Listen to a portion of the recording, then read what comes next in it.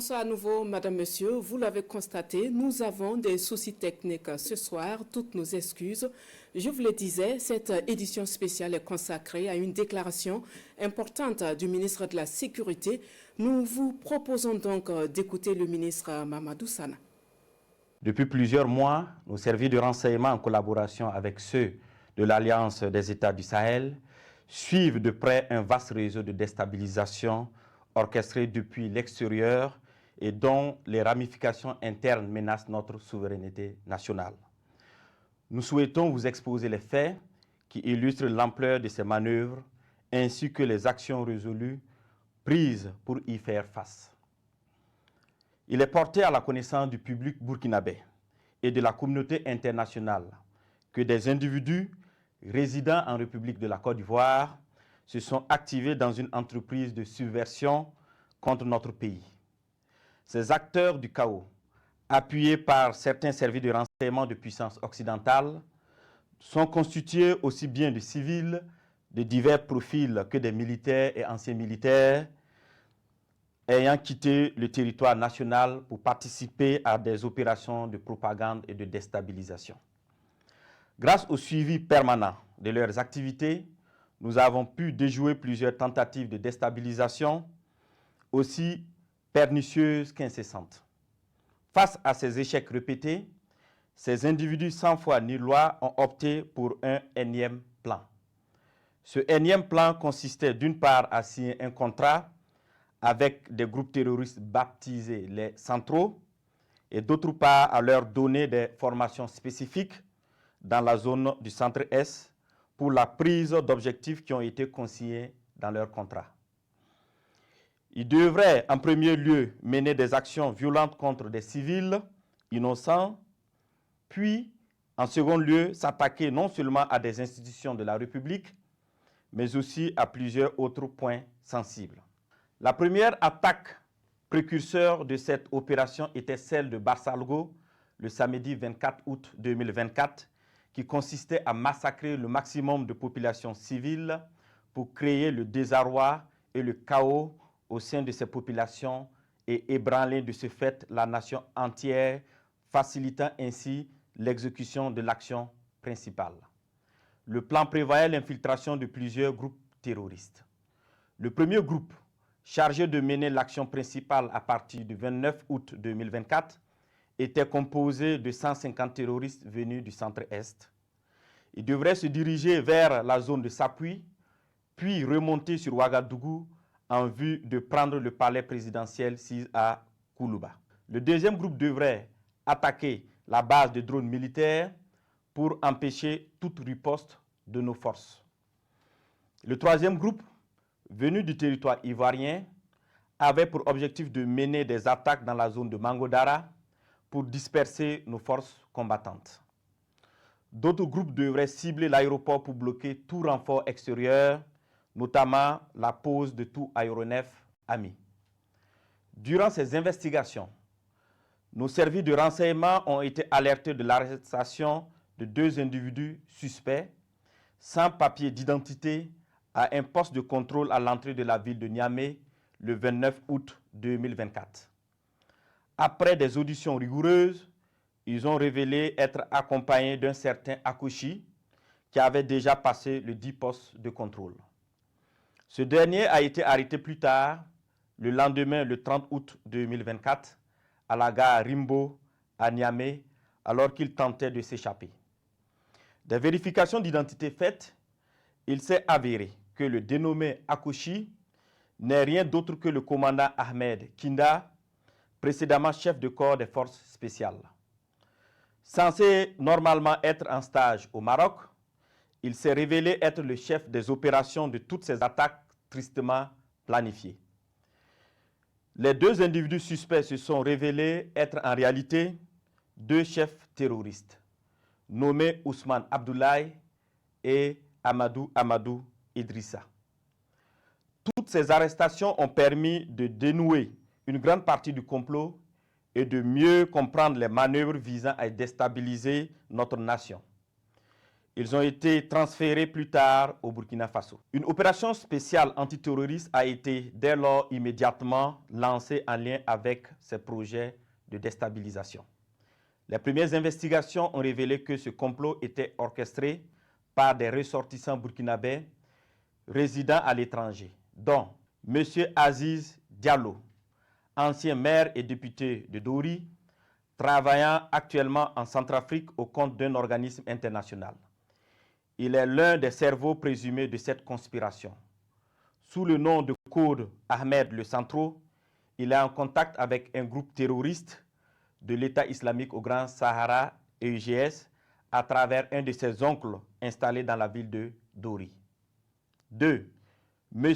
Ousmane Moumouni Raouni Diallo, oncle de M. Aziz Diallo, ancien combattant de l'EUGS, ancien coordinateur des négociations avec le groupe terroriste sous l'ancien président Damiba. 3. M. Aziz Dabo, ex-agent de l'Agence nationale de renseignement ANR, en fuite, connu sous le nom de code Lionel. 4. M. Abdoulaye Bari, connu sous le nom de code Le Voyageur. Il est le lien entre les puissances occidentales, les terroristes et la partie militaire. 5. Un certain Serge Maturin, journaliste nigérien d'origine ivoirienne, représentant Le Voyageur au Niger.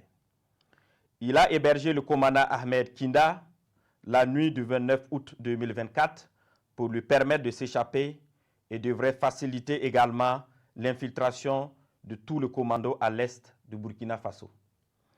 M. Abdoulaye Bari lui avait demandé de garder par devers lui 4 téléphones satellitaires de marque Touraya destinés aux opérations funestes. 6. M. Djibril Yipene Bassolé, ancien ministre des Affaires étrangères du Burkina Faso. 7. M. Newton Ahmed Bari, ancien président de la CENI. 8. M. Alpha Bari, ancien ministre des Affaires étrangères du Burkina Faso. 9. Le commandant François Zungrana, alias César. 10. Le commandant Herman Zongo, qui renseignait sur les positions des vecteurs aériens et des mouvements de l'armée. 11. Le commandant Joanny Compori, ancien directeur général de la SONABI, qui recherchait des drones kamikazes. 12. Le colonel Zala, travaillant dans le système des Nations Unies en Centrafrique. 13. Le lieutenant-colonel Paul-Henri Sandago Damiba, alias le Patriarche, qui dirige le volet militaire de ce complot. 14. Le lieutenant-colonel D. Romeo Woba, alias Rodriguez, qui est le chef du centre des opérations à Accra. 15. Plusieurs autres officiers à l'extérieur du pays sur lesquels les investigations se poursuivent. Ces déstabilisateurs, en collaboration avec des complices à l'intérieur du pays, menaient des actions de désinformation massive et utilisaient des pratiques occultes pour s'aimer la confusion et la division. Plusieurs marabouts ont été consultés par M. Abdoulaye Bari, alias le Voyageur, qui s'est fait aider par le sergent-chef Tendano, alias Taylor, ancien élément des forces spéciales qui sera arrêté plus tard par nos services de renseignement. Ce dernier donnait des renseignements à l'ennemi et avait en charge de recruter des éléments pour les opérations de déstabilisation.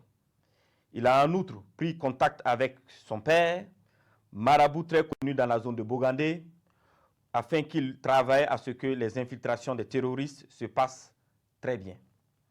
Suite à l'arrestation du commandant Ahmed Kinda, alias Akoshi, et des 2 chefs terroristes, il avait été convenu dans un premier temps de ne pas divulguer l'information pour permettre ainsi nos services de découvrir toute l'étendue du réseau.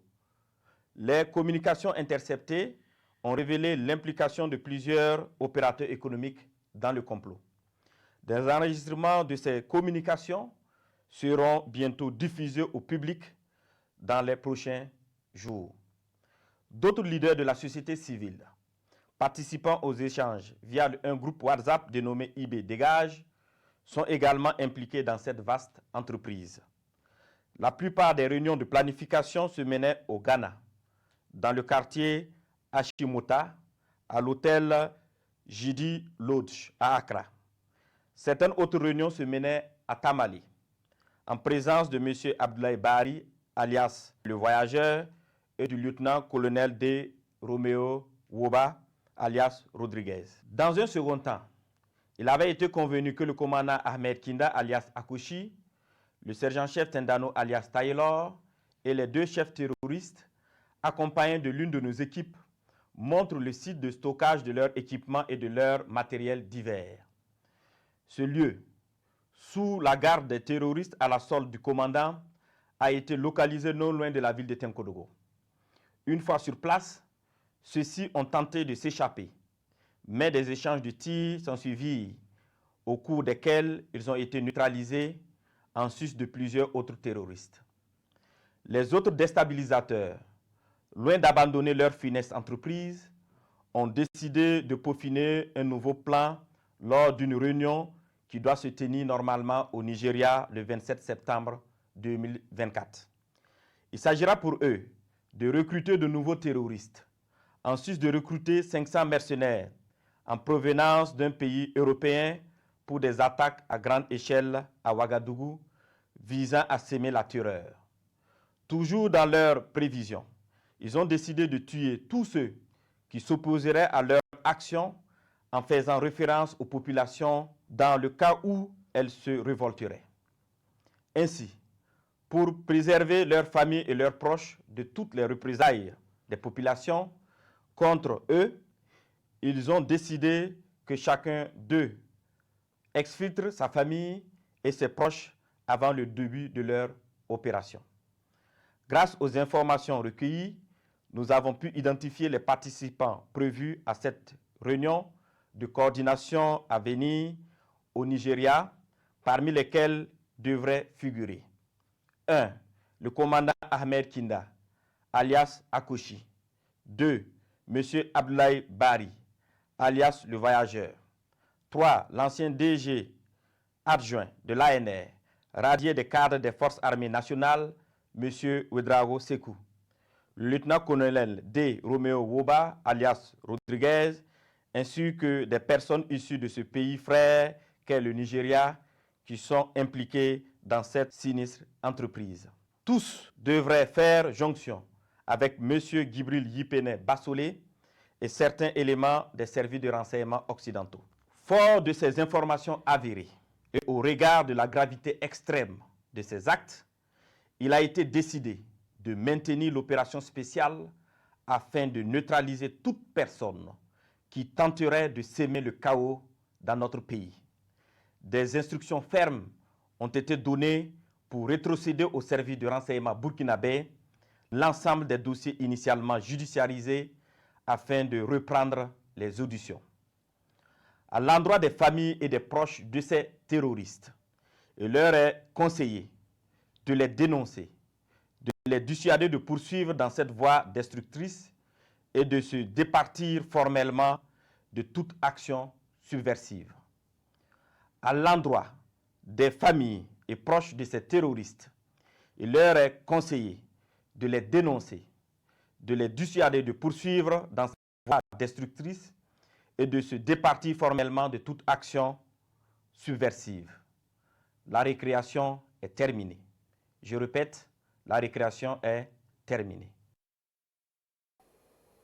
Voilà, Madame, Monsieur, c'est tout pour cette édition spéciale sur la déclaration du ministre de la Sécurité, Mahamadou Sana. Nous vous réitérons nos excuses pour les difficultés de diffusion survenues antérieurement. Merci pour l'écoute et de votre fidélité à la RTB. Bonsoir.